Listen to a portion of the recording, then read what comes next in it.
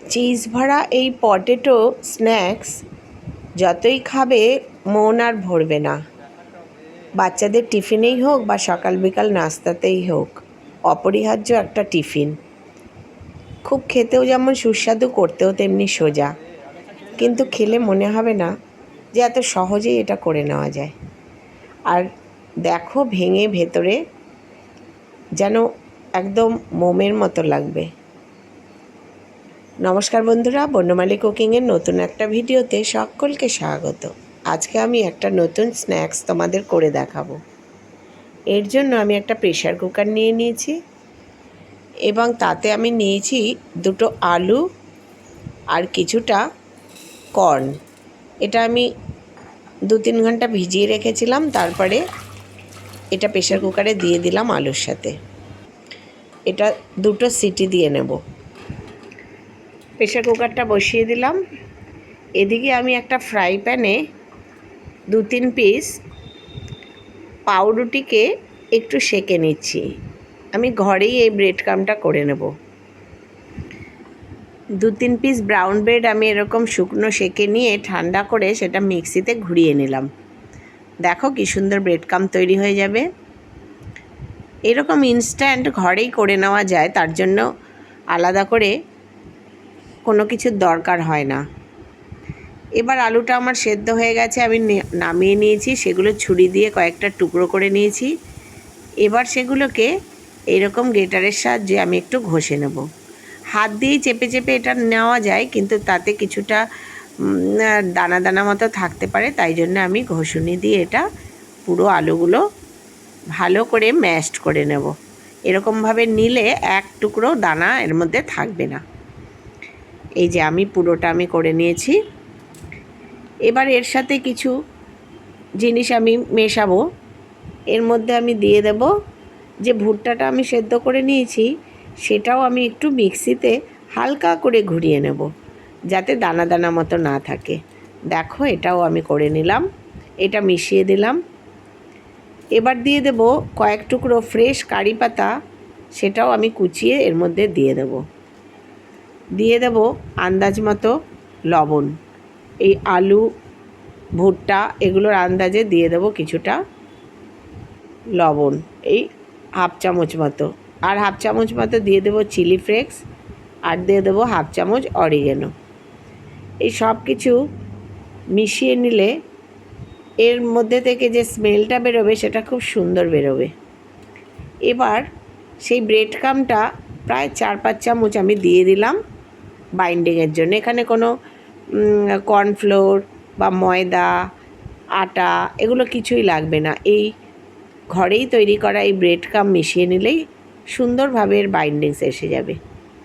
আবার আমি এগুলো তৈরি করার পরেও বাকি ব্রেড ক্রাম্বের উপর আবার পুরো জিনিসটা ঘুরিয়ে নেব। দেখো, আমি গোল গোল করে এগুলো গোল গোল করে নিচ্ছি। এরকমভাবে আমি গোল গোল করেই শেপ দেবো। তোমরা তোমাদের খুশি মতো দিতে পারো। এরকম গোল গোল করে আমি শেপ দিয়ে নিলাম।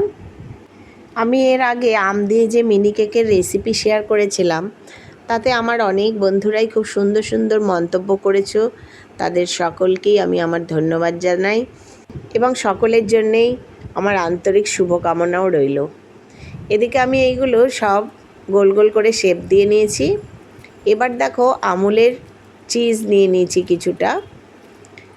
এই চিজ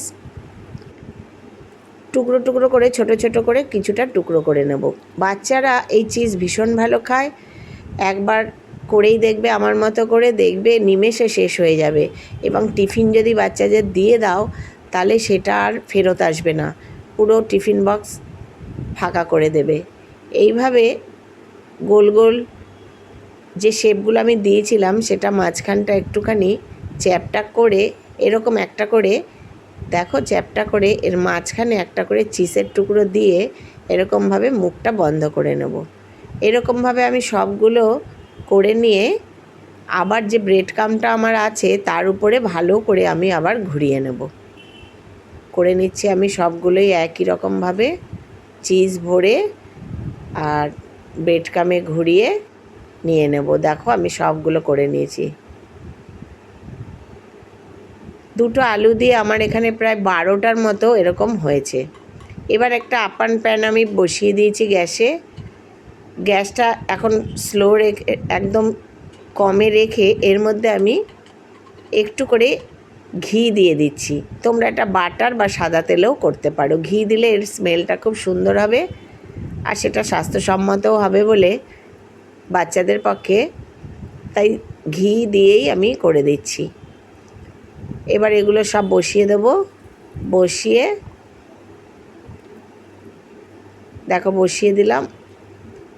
এবার লো টু মিডিয়াম আঁচে রেখে এটা হতে দেব। প্রায় 2 মিনিট মতো হওয়ার পরেই আমি একটু ঘুরিয়ে দেব উল্টো দিকটা। সেটা দেখো একদিকটা পুরো ফ্রাই হয়ে গেছে। এবার দিয়ে দেব অন্য পাশটা। এইরকমভাবে দুপাশটাই খুব সুন্দরভাবে একদম ফ্রাই হয়ে যাবে, এবং এটা মিডিয়াম আঁচে রাখলে ভেতরে যে চিজটা দিয়েছি সেই চিজটা সুন্দরভাবে মেল্ট হয়ে যাবে। দেখো ফ্রাইগুলো খুব সুন্দরভাবে হয়ে যাবে। এটা সাদা তেলে ডুবো তেলেও ফ্রাই করে নেওয়া যায়, সেক্ষেত্রেও খেতে খুবই ভালো হয়, কিন্তু এভাবে করলে ঘি দিয়ে আরও এর টেস্টটা অনেক গুণ বেড়ে যায়। আমি এতেই করলাম। এবার সবগুলোই আমার হয়ে গেছে। একে একে করে আমি এবার এদেরকে তুলেও নেব। আমার মতো করে তোমরাও একবার বাড়িতে করে দেখো, খেতে খুবই ভালো লাগবে। এবার নিমেষের মধ্যে দেখবে শেষ হয়ে যাচ্ছে। যারা নতুন বন্ধু আমার ভিডিও দেখছো তারা ভিডিওটি ভালো লাগলে লাইক করো, শেয়ার করো এবং সাবস্ক্রাইব করে আমার পাশে থাকার জন্য অনুরোধ জানালাম। যারা পুরনো বন্ধু আমার ভিডিও দেখো নিয়মিত, তাদেরকে অনেক অনেক ধন্যবাদ। দেখো আমি সবগুলো নামিয়ে নিয়েছি, আর একটা আমি ভেঙে তোমাদের দেখাচ্ছি ভেতরে চিজটা কিভাবে মেল্ট হয়ে গেছে। দুর্দান্ত খেতে হয়। এইরকমভাবে একবার পটেটো বল বাড়িতে বানিয়ে দেখো, খুবই খেতে ভালো হবে। তারপর কমেন্টে আমাকে জানিও কেমন হলো। সকলে ভালো থেকো, সুস্থ থেকো।